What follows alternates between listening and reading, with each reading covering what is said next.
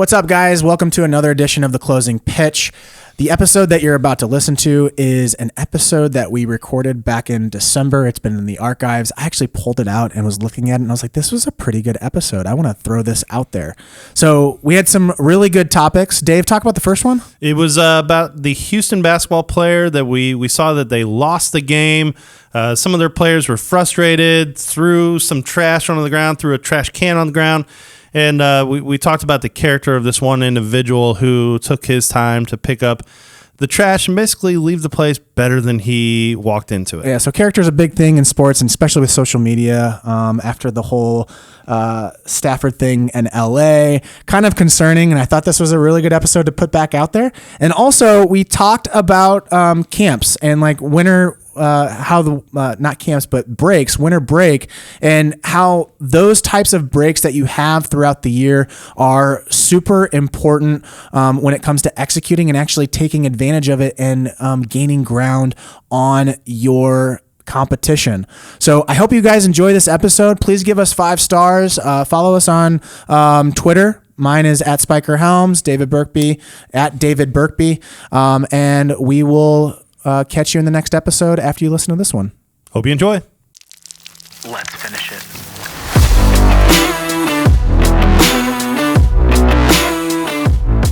What is up, everybody? Welcome back to another edition of The Closing Pitch. My name is Spiker Helms, and this is a show about people, culture, and how to create a winning lifestyle. This is a 3 topics and we're out show. Dave, how are you feeling today? Good, man. Very good. So Dave came to me the other day, and I think we have made a significant push in the positive direction here. He came in yesterday and said, Spiker, I want to learn more about NFTs.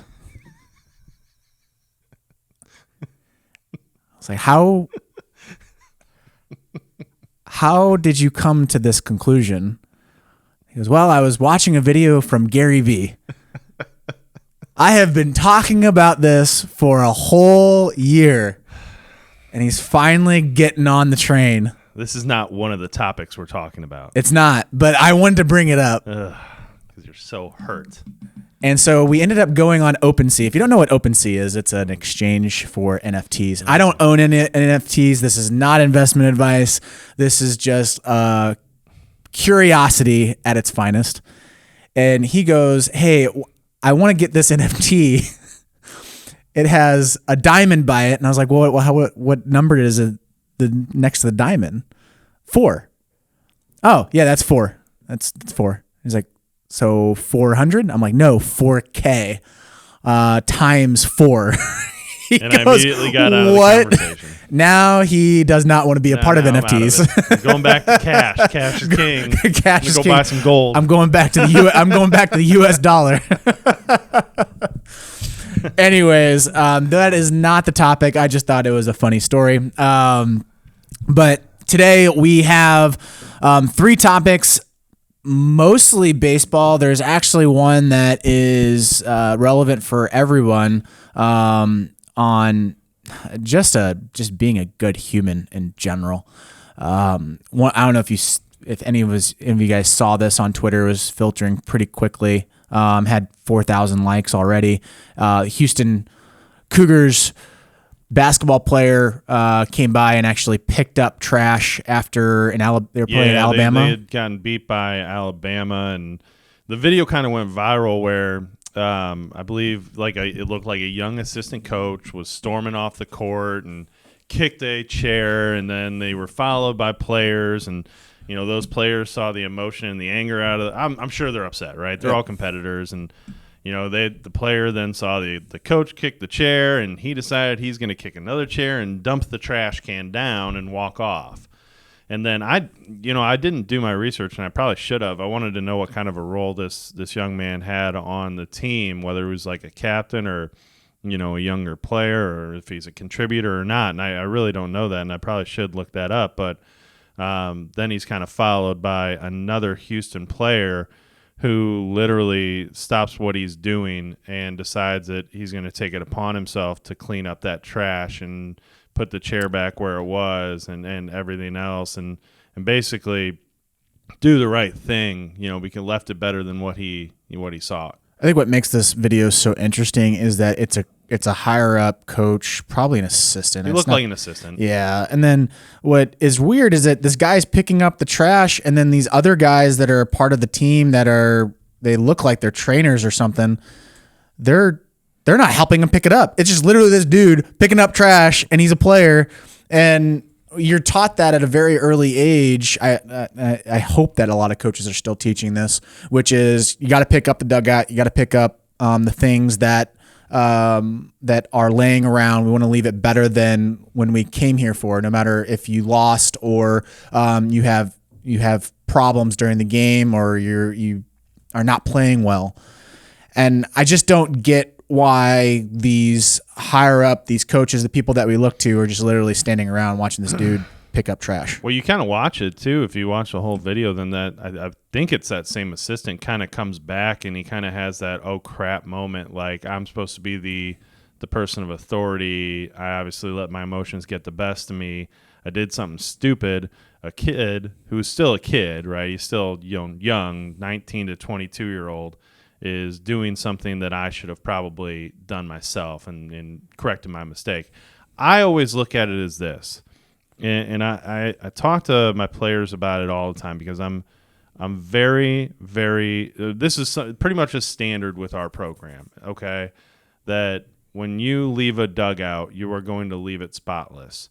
I don't even care. Like, we've walked into dugouts before, and I've used this as a teaching moment a million times over.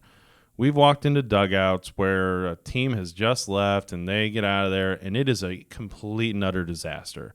It's gross. There's 18 Gatorade bottles left. There's seeds everywhere. There's just trash, game tape, everything that's been used, and that team's just up and gone. They won, they lost, who cares? They left it in literal disarray. And I'm going to tell my players right now, I go, before we go out there, we're going to clean this. Before we go out on the field, we're going to clean this up. And I always get the answer, why? We didn't do it. It's not. We didn't do that, coach. Why do we have to pick that up? Because you're going to do it, number one. You're going to leave the place. You're going to take pride in this field, okay? This field, they're letting you use this. You're getting to be a part of this game. You're going to take pride in that, number one.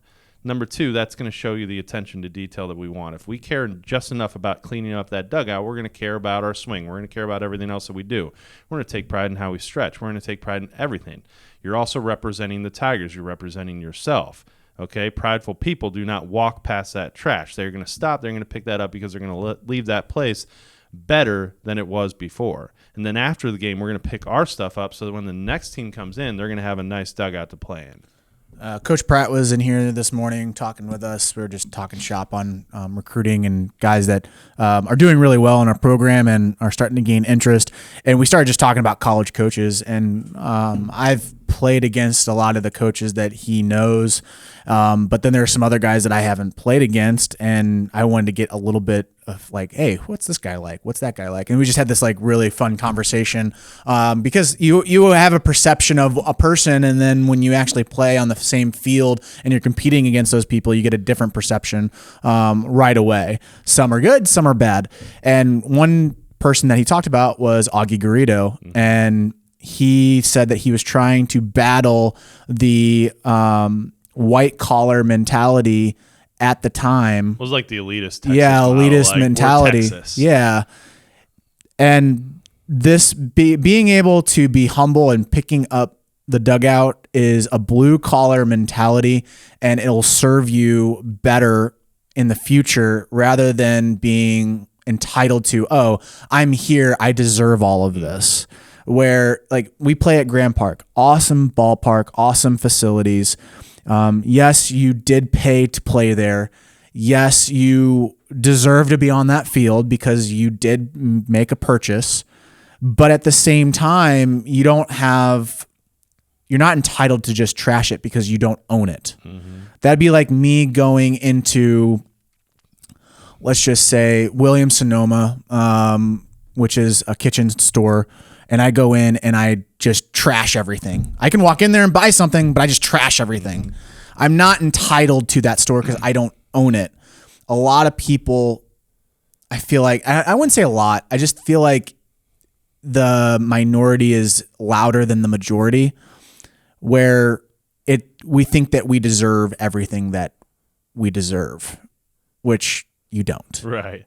I wrote something down here because it came to mind. I saw this quote like a month ago on Twitter, and it was like, if you've ever been, to a grocery store, okay, and you get done shopping, you go ahead and put your food and everything that you bought away in your car, and then you kind of go over and put your shopping cart away, right?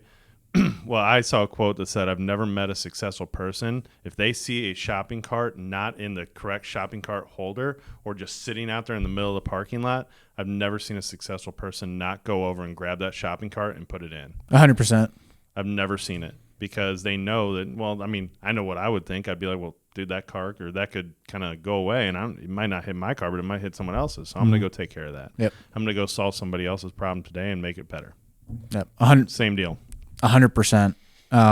It's just being able to take care of things, taking care of the world because you know what the other person is going through. Like example, retail.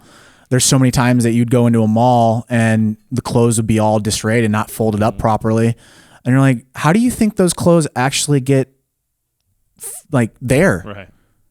Another human being had to fold those clothes. Like, well, that's what the company's paying them for. Like, yeah, but shit, they could be doing something else. Right. Like they could be doing something that could benefit you more in the store where they're like, I'm tired. I got to fold these clothes. And then you walk into the store and they can't help you because they're folding the clothes. It just stockpiles itself. So kudos to the sophomore guard, Jamal Sheed, or is it? It's Sheed, from the Houston Cougars. Awesome job. And if you haven't seen this video, please go on Twitter and find it. It is just an awesome video. I'll link it into the show notes. Second topic at hand is I love this idea. I love this thought because there's a lot of misconceptions and numbers are a little bit exaggerated. And I think that just has to deal with the human mind. Like we exaggerate stories. So we love exaggerating numbers sometimes. But one of the tweets says, it is JT Realmuto. Yes. He's the catcher, all-star catcher for the Philadelphia Phillies. He has a pop time of 1.89. No, that was his best one. That's his best one. In game last year, as you guys know, if you follow Major League Baseball, now they have not TrackMan, but Hawkeye in every stadium. They've got numbers upon numbers on everything. So they track literally anything and everything that goes on in the game. And JT Realmuto, who is the best catcher, probably one of the best catchers in the game right now. Very good defensive guy. He beat out Yachty for the Gold Glove this year. His best pop time, and if you don't know what a pop time is, it is whenever the ball gets thrown to the catcher, when it hits his glove, and he's throwing the ball down to second to try to catch a runner stealing second base. Whenever it hits the second base or shortstop's glove, whoever's covering that base, the difference in time is your pop time. And we track that. It's a big number that we track in high school baseball from a recruiting standpoint, because college coaches are going to want to know if, a catcher can get that ball there quickly and shut down a running game. So anyhow, the best in-game pop time for JT Realmuto last year, it was a 1.89, so 1.89 seconds, which is really, really, really fast. Many dads and moms, and this is not to get on you guys about it, but I've been in many conversations where I've had to bite my tongue, and they have said, "Oh yeah, he averages like a 1.9." Mm-hmm. I'm like, no, he doesn't. But I can't say that. But I want to put it on the podcast because I want to make sure that if you are a parent that does do that, don't do that anymore. You're exaggerating your kid's ability and you're not giving him a fair shot with those coaches, because the coaches know the numbers. If you're a really good coach, you know the numbers, and you're not going to start a quarrel and say, no, he's not. You're not going to start that. You're just going to nod your head yes and say, oh, okay, cool. And then you're going to walk away and be like, that guy was lying. That girl was lying. There's no way that dude's a 1.9. Well, I think that the numbers get exaggerated because of a few things. Number one, We have a ton of showcases that go on. We have practices where players practice this or go out on their own. And you see them, and, there's no base runner, there's no game situation, there's no batter swinging a bat, which stops you from getting out of your crouch, out of your stance early. And these numbers are exaggerated in so many other things, too. Like, we can talk exit velocity, we can talk throwing velocity, we can talk all kinds of things where they get exaggerated. The numbers that matter are in game. Correct. Anything that's outside of the game, I'm sorry, they don't matter. They just don't, because they're not going to be used in the game because there's so many other variables that you have to consider. So when you say, oh, he throws a 1.9, okay, was he in a crouch? Was there a runner? Was there a pitcher? Was there a batter? Is he actually getting a 1.9, or is it more like a 2.122? Sure. And I mean, I don't want to sit here and just slam kids for going to a showcase and getting a little excited and throwing up a number that maybe is a little unrealistic. And I've had those conversations a ton with them. I'm like, well, that's great that, you kind of popped out a little bit quicker and you got off a good throw and no base runner, no batter, no nothing, and you threw a 1.9, okay? And that's great. But you're probably like a 2.1 in a game, and that's okay. It's the same thing for a pitcher who goes all out, throws the ball as hard as he can, throws it up in the zone, falls off to his glove side, is totally off balance. None of that plays in a game. If he tried to do that in a game, he'd be out in an inning or less because he can't throw strikes, so he's going to walk the world. But he hits 92. That's great. That shows maybe just a little snippet of your arm strength capability.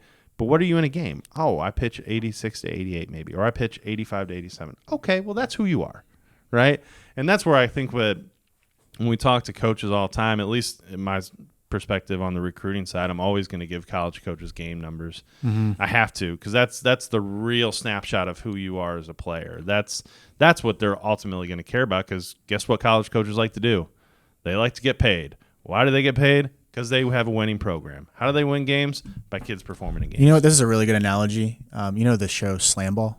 You know that when they had the trampolines and everything? Yeah, that was awesome. Those guys are really good at dunking, but they can't play a lick of basketball.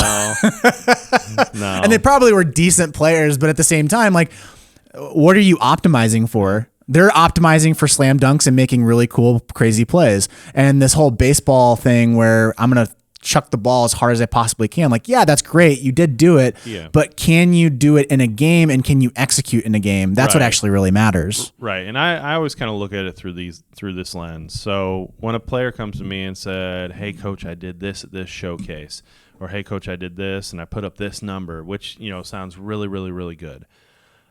I'd never want to be like, well, dude, you didn't do it in a game, so what? I don't say that because I don't want to discourage him. I obviously want to encourage the player, and I want him to continue to want to, like, that's a big moment for that dude. Like, and especially if he's going to come and talk to you and kind of stick his chest out a little bit and be proud of it, I want him to be proud of it. Well, he should be, because again, you're trying to build that confidence up, but at the same time, the only issue I have is when you start bragging 100%. About it to everybody about, like, oh yeah. Just in the stands, like, coaches can hear this in the stand, like, oh yeah, Jimmy, he throws a 1.9 pop time, right? Like, well, he's king shit. Well, and that's what I was getting to. So when I'd have that conversation with the player, I'd obviously want to be like, dude, that's awesome. Hey, good on it, good for you. That's huge, right? Now keep working, because understand that that's not a game scenario, but it shows a snapshot of what you could be. Yep. And so now when you get into that game, now we'll find your game numbers and we'll keep working there. And that's, it's just like, keep the enthusiasm with it. Like, I hate the Twitter world when coaches come on and be like, that kid doesn't do it, he probably sucks, he doesn't throw a 1.8. Yeah, you're right, but bad approach, right? Bad approach. Go at it, like, keep the encouragement going, but kind of bring the kid to a little realization that, we still have to be working, because this isn't. It was the same. Like, I use Rapsodo, and I always try to use blast as much as I possibly can. And I tell my players, you're optimizing for distance. We want to try to get the ball hit as far as you possibly can in the cage. Now, again, that's what you're capable of. That's what you could potentially do in a game if you get your pitch at the right time, in the right location, at the right speed, right? Sure. If you're able to do that, now we know, okay, that's your threshold right now. Let's try to build that threshold up, because then we can back it back down, because then you're going to be in game and you're going to be able to do the things that we need to do. Sure. So it's the same concept. Same concept. Yep. Last topic, and this is on the same conversation that we've had with tread athletics and driveline as well, which is the most important time of the year for college baseball players and teams as a whole, winter break. Everyone goes home, and while no one is watching, these guys are expected to work as if the world is. This is where guys start to separate themselves between the good and the great. That was by one of the coaches tweeting it out. Had 957 likes. I think this is a really good topic because I have multiple viewpoints on this, and it also there's just a lot of variables. Give you guys an idea. I actually would travel down to Texas to work out during winter break. I know that there's a lot of people out there that don't have the means to do that. And the only reason we did do it was because my mom passed away and we wanted to get away from town. So me and my dad would actually go down to Texas and work out during winter break. And it provided a huge advantage. And at the time, it was more of me just wanting to hang out with my dad. That's what it was really about. But it definitely solidified me when I came back from winter break and realizing that my peers didn't do much. They probably went to the cages once a week, probably worked out in the weight room, like off and on.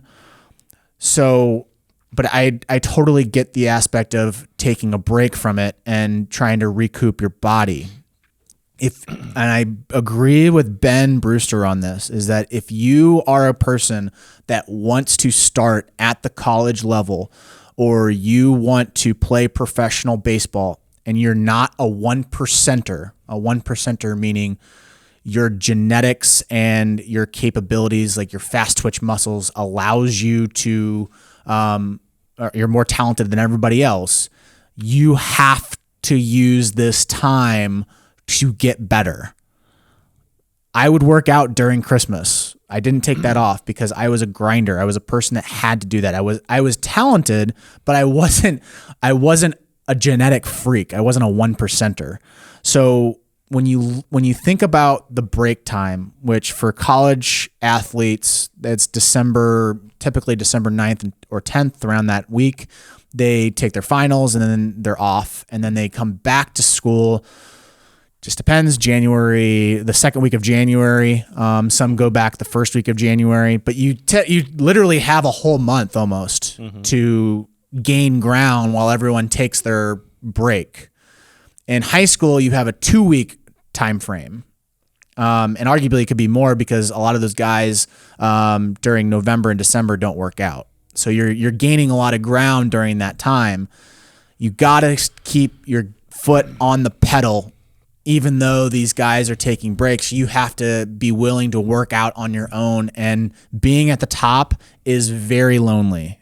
It is extremely lonely. There's a lot of nights and a lot of days where you're just like, dude, this is boring. Like, I am just literally by myself hitting off of a tee. And I'm like, I need some type of interaction with somebody. So my take on this is this from this manner, because I've seen it for years. I've seen it on, because where we live in the Midwest, it's obviously gets really cold in November and you can't be outside and you kind of take a little break from baseball and then you kind of start ramping up in December. And for our high school guys, they start back in November and then they go all the way until their spring season starts in late February. I look at it as this. If you have started training again, so like you've taken your break from baseball or softball for that matter, and you kind of took your time away from the game, and then you started back, let's say November-ish, okay? You've gained a lot of momentum. You've worked at your craft for quite a while, leading up until the holiday season, okay? And for most programs, obviously, it's important to be around your families. It's important to kind of have that time, celebrate, the holidays and your time away from school, and you get to be with friends and family and everything else, and that's great. I try to urge players, and we want them to do that, first off. I'm not saying get away from that. I urge players to think about the momentum and the traction and the gains that they've already created. Okay, you've gotten to a certain point. You have a couple choices now. If you've got that momentum going, I think you would want to try to keep that momentum building and carry it over into the next few months leading up into your season. Because after all, you've put in a lot of time, a lot of hours. Your time is worth something. So if you choose to kind of stop and get away from it again, you're looking at a regression. Every week to 2 weeks you take off from a game, whether it's throwing, whether it's hitting, whether it's you lose feel, you lose your time spent, it's not 1-to-1. It's probably like you lose 2-to-1 on that one, in my opinion. What I've seen, like pitchers' arms, they go down. If you don't throw for a week, you lose 2 weeks of pre-work. If hitters you haven't seen pitching or BP or done anything or not swung, you lose 2 weeks of timing work. So if you do that, just understand now your next month that when you get back, you're going to have to kind of backtrack. And now you've lost a month of training or a month of your work. All that stuff that you did is gone. And it's you can't ever get it back. And so when you start building that momentum, we always urge our players, yes, go spend your time with your family. Yes, go spend your time with your friends. Yes, enjoy that because that is a big part of your life. But find some time. You're not in school. Find some time to go keep working at your craft so when you do pick it back up with your so-called team training, that you haven't missed a beat. You're ready to continue to progress. And that's from the guys who have done that. That has really been a huge separator. You see it. They come back, and the dudes who have hit all break and you can tell gotten after it, like they're just immediately first pitch, whack, second pitch, whack, and they just look good. And the guys who haven't, they've missed their timing. And that puts an impression on the coaching staff. Yeah. It really does. And that could really be the separator right there is that you come in the first day and then you're just on all cylinders and you look like you're in season mode and the other guys are just trying to get back into it. Yep.